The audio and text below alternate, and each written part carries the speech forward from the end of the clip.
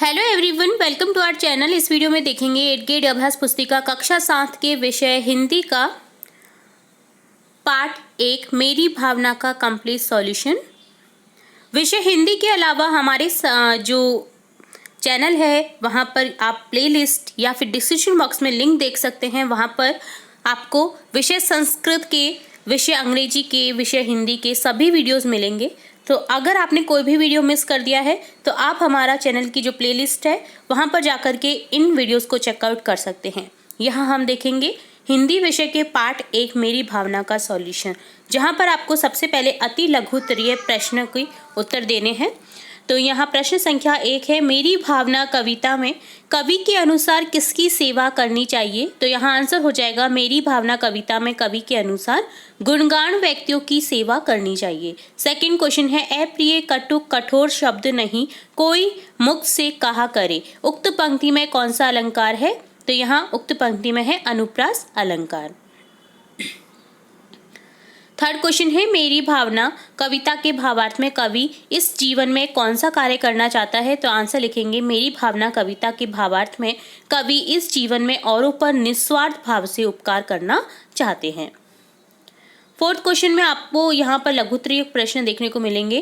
Fourth question है, मेरी भावना पाठ का आपके जीवन पर क्या प्रभाव होगा, अपने शब्दों में लिखिए। तो यहाँ लिखेंगे, मेरी भावना पाठ से हम दृढ़ निश्चय, साहस, नैतिकता जैसे मूल्यों को ग्रहण कर सकते हैं। फिफ्थ क्वेश्चन है, मैत्री भाव जगत में मेरा सब जीवों से नित्य रहे। उक्त पंक्ति का भावार्थ अपने शब्दों में लिखिए। आंसर लिखेंगे, इस संसार में हमारा सभी जीवों के प्रति मित्रतापूर्ण व्यवहार रहे। इस पंक्ति का ये अर्थ है। ठीक है। क्वेश्चन 6 है, मेरी भावना कविता में कवि ने किन किन पर साम्य भाव रखने की बात कही है। तो आंसर लिखेंगे, मेरी भावना कविता में कवि ने दुर्जन क्रूर जनों पर साम्य भाव रखने की बात कही है। जो दुर्जन होते हैं, जो बुरे लोग होते हैं, क्रूर लोग होते हैं, जिनको दया भावना नहीं रहती ना, उन पर साम्य भाव रखने का बात कही है कविता में। ठीक है। अब आपको दीर्घोत्तरी देने हैं, दीर्घोत्तर देने हैं। प्रश्न संख्या 7 है, मेरी भावना कविता का भावार्थ अपने शब्दों में लिखिए। तो यहाँ भावार्थ लिखेंगे, मेरी भावना कविता में कवि ईश्वर से अपने लिए अच्छी भावनाओं की कामना करता है। कवि प्रतिकूल या अनुकूल दोनों परिस्थितियों में धैर्य रखने की शक्ति की प्राप्ति के लिए ईश्वर से प्रार्थना करता है। अब है मूल्यांकन 1, जिसका सॉल्यूशन देखेंगे। यहाँ पर आपको सबसे पहले अति लघुत्तरीय प्रश्न देखने को मिल रहा है, जो कि है प्रश्न संख्या 8, मेरी भावना कविता में कवि किससे दूर होना चाहता है। आंसर लिखेंगे, मेरी भावना कविता में कवि मोह और कटुक शब्दों से दूर होना चाहता है। अब लघुत्तरीय प्रश्न है, प्रश्न संख्या 9 है, रहे भावना ऐसी मेरी सरल सत्य व्यवहार करूं।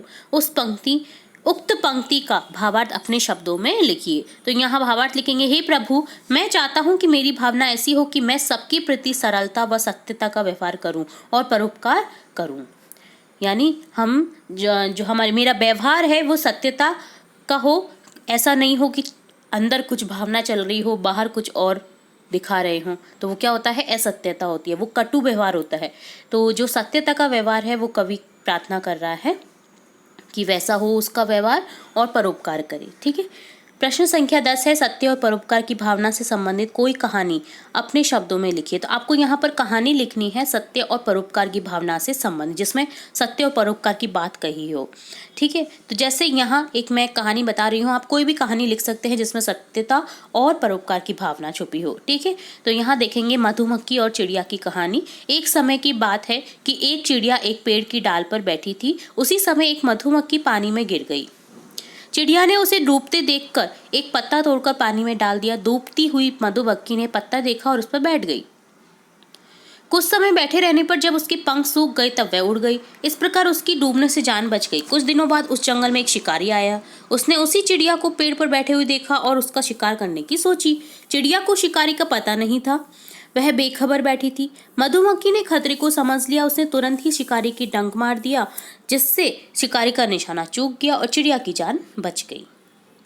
तो इससे क्या मिलता है कि जो परोपकार, जैसे चिड़िया ने उसकी जान बचाई मधुमक्खी की, इसी तरह मधुमक्खी ने चिड़िया को बचा करके उसके जो उपकार है उसका फट चुकाया। ठीक है, मतलब यानी अगर हम परोपकार करते हैं किसी के साथ, अगर हम किसी के साथ अच्छा व्यवहार करते हैं या किसी की मदद करते हैं तो बदले में हमें वह ही मिलता है, परोपकार, उपकार, मदद। ठीक है, तो इसी तरह से इस तरह की कहानी आप और भी लिख सकते हैं, और भी जो जिन भी कहानी में अगर आपको लगता है कि परोपकार की भावना छुपी हो। ठीक है, तो इस तरह से आपका कंप्लीट होता है मूल्यांकन 1 और पाठ नंबर 1, मेरी भावना का संपूर्ण सॉल्यूशन।